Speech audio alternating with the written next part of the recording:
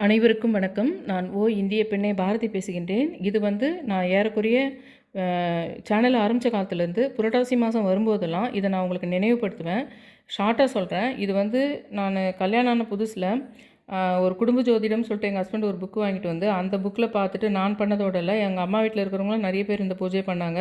அது நான் புரட்டாசி மாதம் வரும்போதெல்லாம் ஞாபகப்படுத்துவேன். ஆனால் மாக்கோலத்தில் போடுங்கன்னு சொன்னேன். அதுக்கப்புறம் லாஸ்ட்டு ஒரு 3 வருஷமாக தர்மாக்கோல்லையே அந்த கலர்லாம் அடித்து அந்த ஸ்லோகத்தையும் அது மேலே எழுதிட்டோம்னா ஈஸியாக இருக்கும். ஏன்னா அது 1008 முறை சொல்லணுன்றது. இது டீட்டெயிலாக இந்த மாதிரி லெட்டர்ஸ் நான் உங்களுக்கு ஒவ்வொரு முறையும் கம்யூனிட்டி போஸ்ட்டில் போட்டு தான் இருக்கிறேன் வருஷம் இந்த எழுத்துக்களோட. மாக்கோலத்துலேயும் போடலாம். இது ரொம்ப பெருசாக போட்டுக்கிட்டால் மட்டும்தான் இந்த உள்ளே இருக்கிற எழுத்துக்கள் நல்லா தெரியும். நான் தொடர்ந்து பங்குனி உத்தத்துலேருந்து இந்த மாதிரி கோலங்கள் நிறைய போட்டு அதுக்குள்ளே எந்திரங்களுக்கு உள்ள அந்த எழுத்துக்கள் தான் முக்கியன்றதுனால தான் கீழே கலரை ஃபில் பண்ணிட்டு பூமியில் படாத அந்த எழுத்து போடணும்னு சொல்லுவேன்.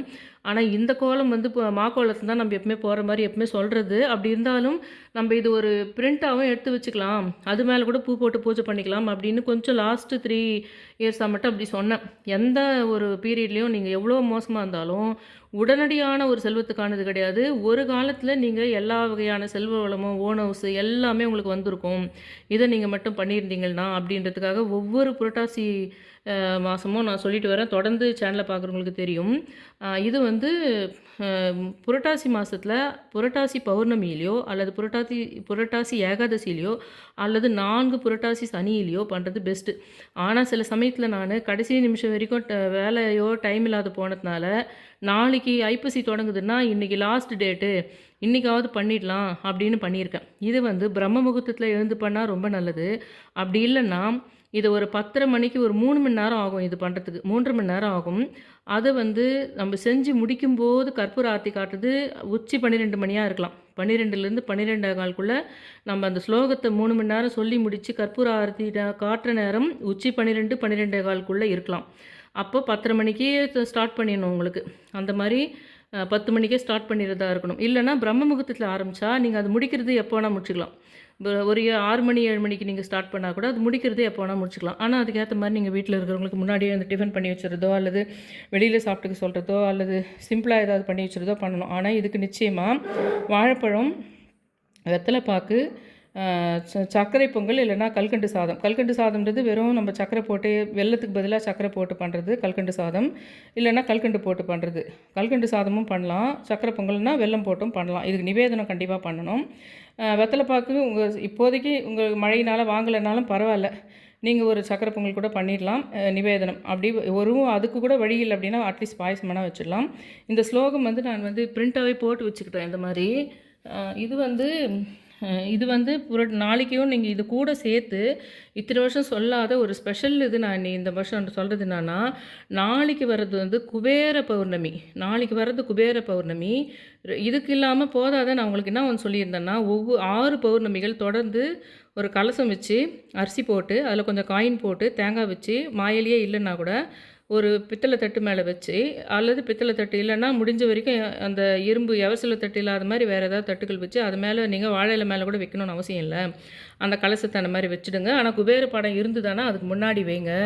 ஆனால் நம்ம வைக்கிற கலசம் குபேரனுக்கானது கிடையாது.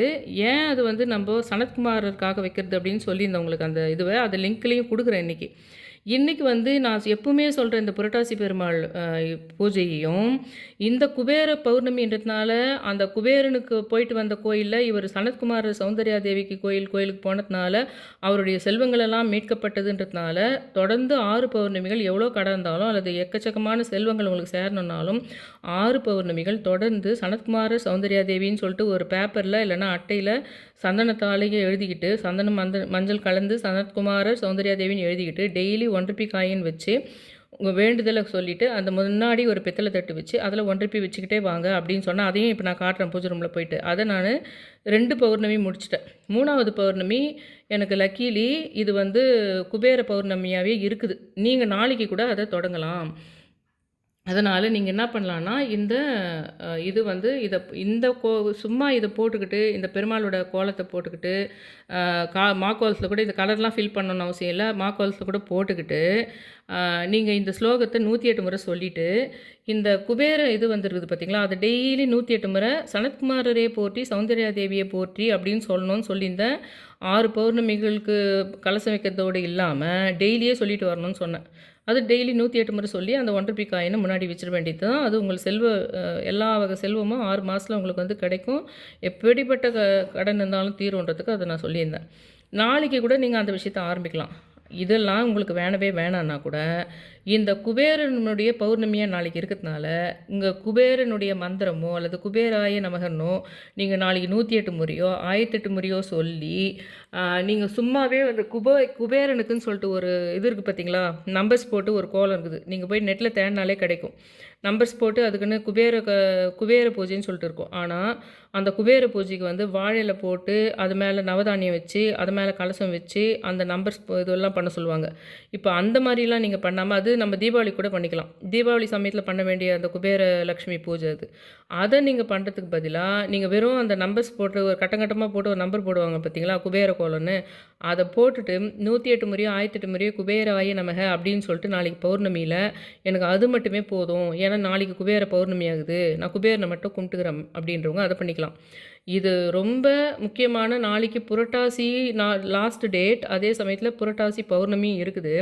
குபேரன் வந்து பெருமாளுக்கான கல்யாணத்துக்கு பணம் கொடுத்து இன்னும் அதுக்கான வட்டியை தான் கட்டின்னு இருக்கிறாங்கன்ற விஷயம் வந்து இன்னும் எல்லாருக்கும் நிறைய பேருக்கு தெரியும். அப்படிப்பட்ட அந்த குபேரனையும் இந்த பெருமாளுடைய பாதத்தை இந்த மாதிரி போட்டு, இந்த பெருமாள் பாதம் 2வது எக்ஸ்பிரிமெண்ட்டாக நாங்கள் செஞ்சு பார்த்தவங்க, எங்கள் அம்மா வீட்டில் இருக்கிறவங்கெல்லாம் நிறைய பேர் செஞ்சுருக்காங்க.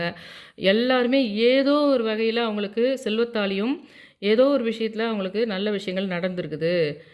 அப்படின்ற விஷயத்தினால இதை நான் எப்போவுமே ஞாபகப்படுத்தி விடுவேன். இது மட்டுமே நீங்கள் பண்ணாலும், இல்லை குபேரன் இல்லை இது மட்டுமே நான் பண்ணுறேன்